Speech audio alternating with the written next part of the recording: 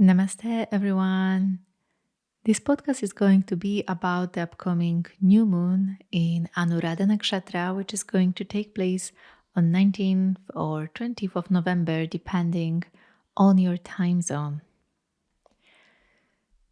Now, this is always a very unique moon in Vedic year because it's actually the new moon during which the lunar energy, moon's energy, is at its lowest. That's because not only moon is combust by the sun due to tight conjunction with the sun during the new moon, but it also occurs in sidereal Scorpio, which is moon's debilitation place. So it's always a very unique and rather intense time that may awaken some deep, long forgotten emotions inside of us that may awaken some parts of our shadow, some things that we maybe suppressed within ourselves and completely forgotten that they are even there. This is normally the time when all those things resurface from our subconscious mind so that we may have a chance to actually transform them. Because do notice how unique this entire dark fortnight is going to be. So it starts right after full moon in Bharani Nakshatra, another nakshatra which really has as its theme the idea of letting go, surrender, death, transformation. This was also full moon in the heart of sidereal Aries, which is sign ruled by Mars. And same like another sign ruled by Mars, Scorpio, it represents zodiacal Manipura chakra or solar plexus chakra. So the dark fortnight begins there once the moon starts separating from the sun after full moon in Bharani Nakshatra and culminates with new moon, suns and moon's conjunction in sidereal Scorpio, another sign of Mars. This is why this entire fortnight is so transformative in nature. And usually when we hear the word transformation, it's very natural for our human mind to fear it because we are afraid, oh my God, what am I going to lose? What type of overwhelm am I going to experience again? What type of frustrations will appear in my life? But transformation itself is actually such an incredible opportunity because it's an opportunity to really rebirth ourselves almost. It's an opportunity to really let go of some of the luggage that might have been stopping us from growth for so long. It's an opportunity to look in the eyes of the shadow that might have been there all this time and we were not even aware that it was there.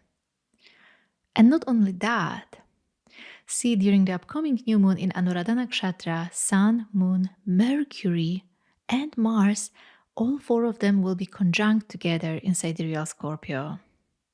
Mercury in Mars, in fact, will remain in sidereal Scorpio for a vast majority of the month of November.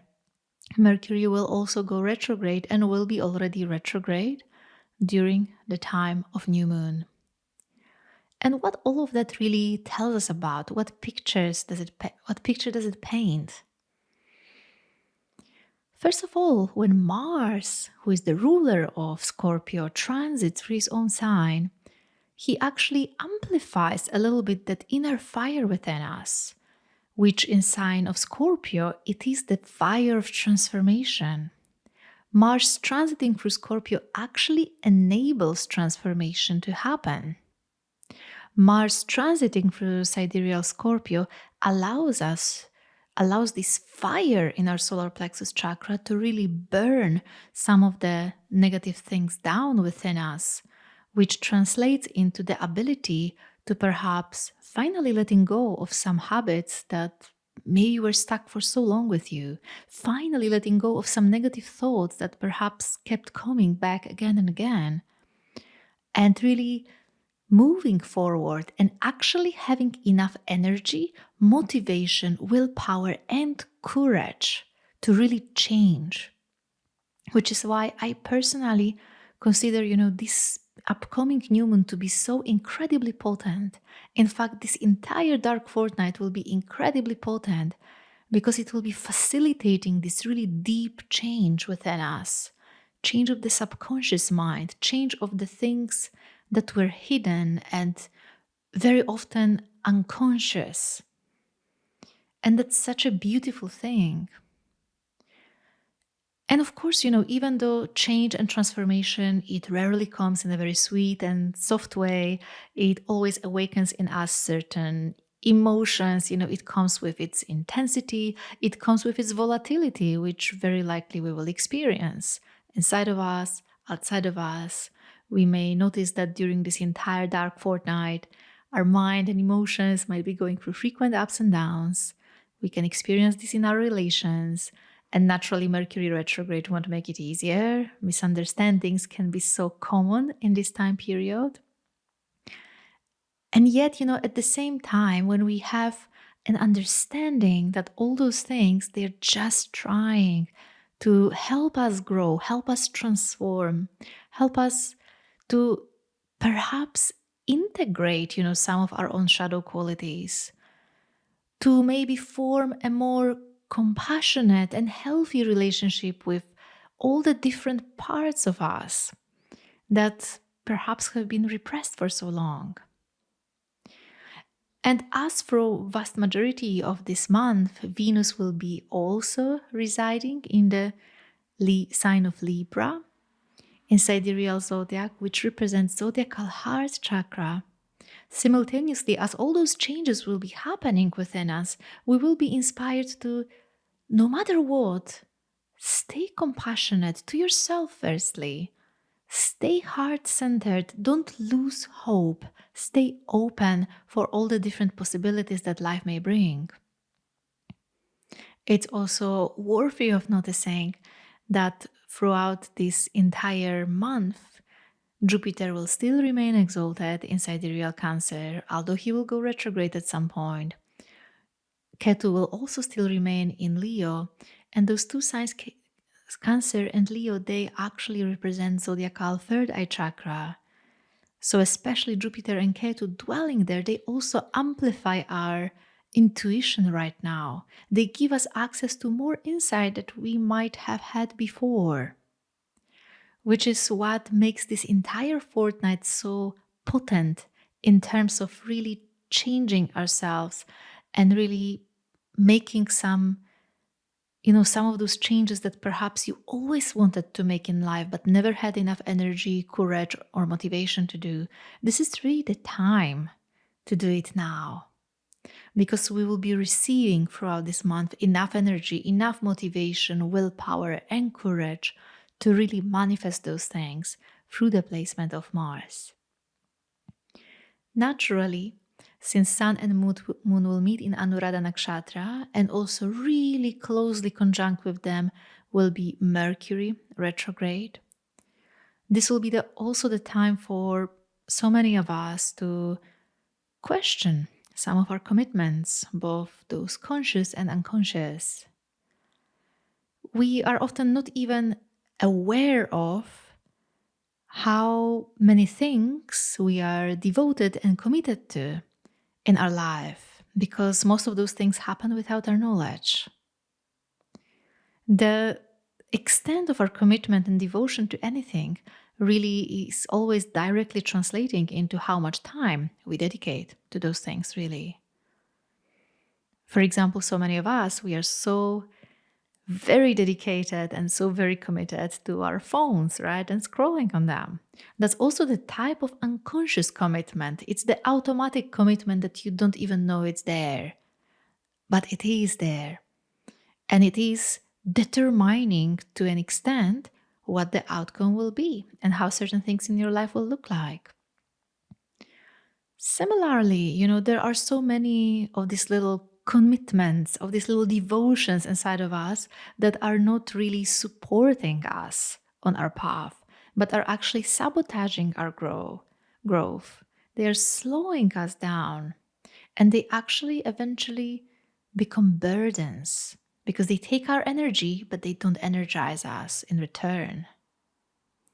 So Anuradha Nakshatra, where Sun and Moon will meet together with Mercury retrograde, is the star of devotion. And Anuradha Nakshatra tries to awaken within us devotion to the right things, commitment to the right things, instead of just staying unconsciously committed and devoted to things that are just habitual to us, really, that are just familiar to us. And of course, unlearning some of those habits and commitments is not always easy, because the way our mind is wired, we always want to surround ourselves with whatever is familiar.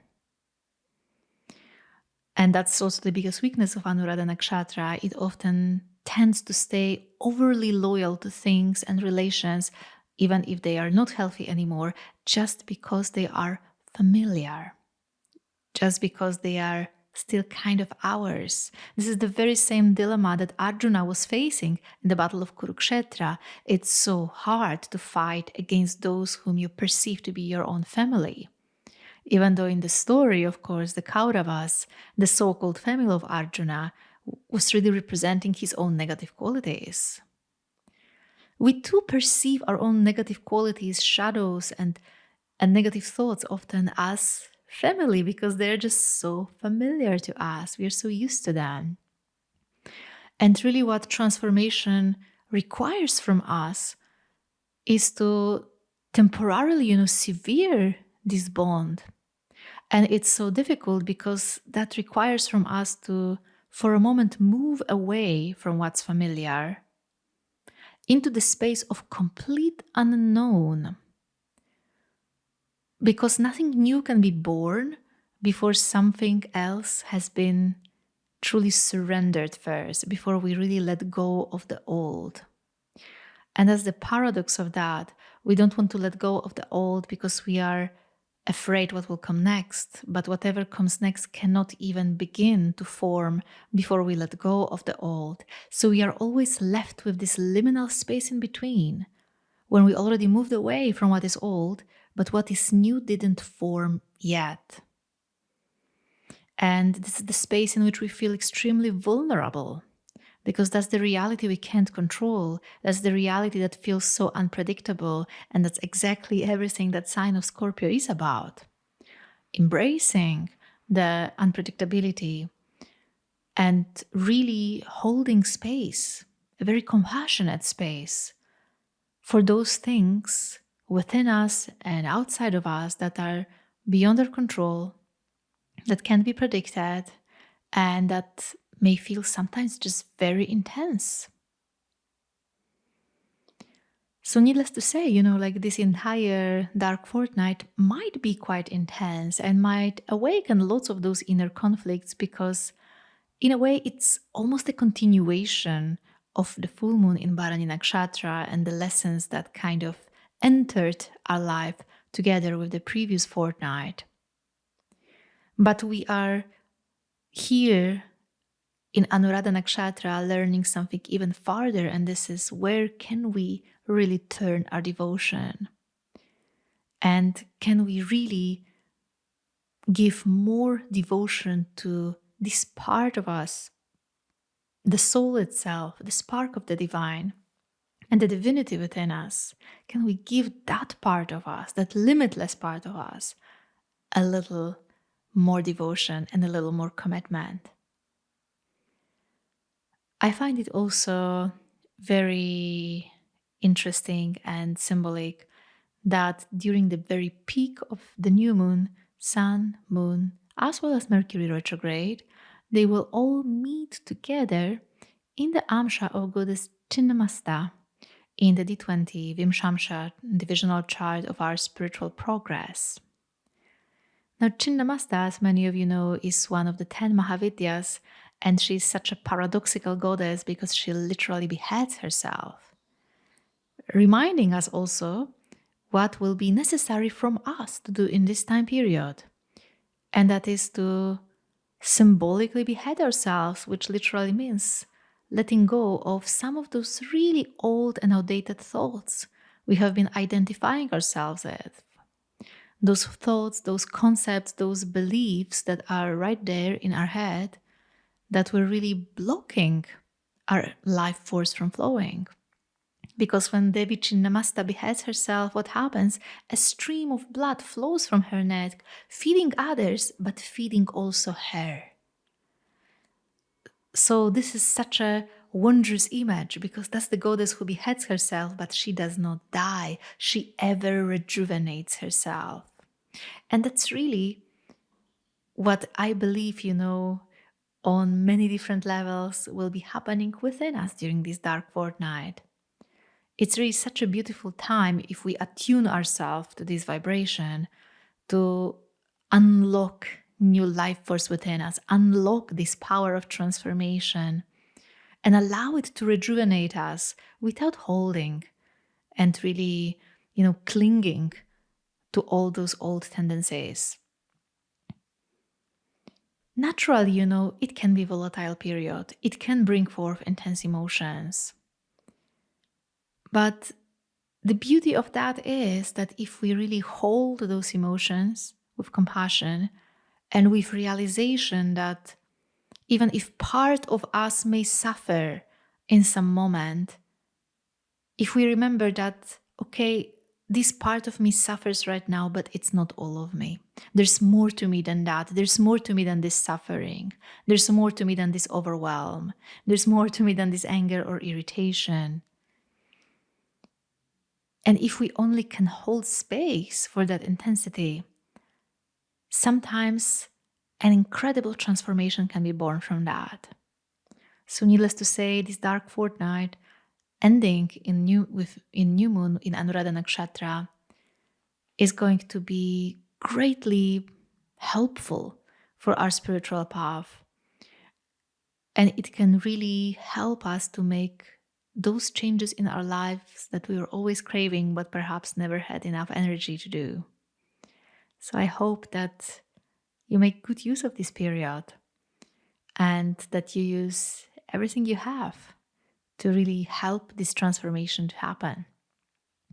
I wish you a beautiful dark fortnight and a beautiful new moon in Anuradha Nakshatra. Namaste.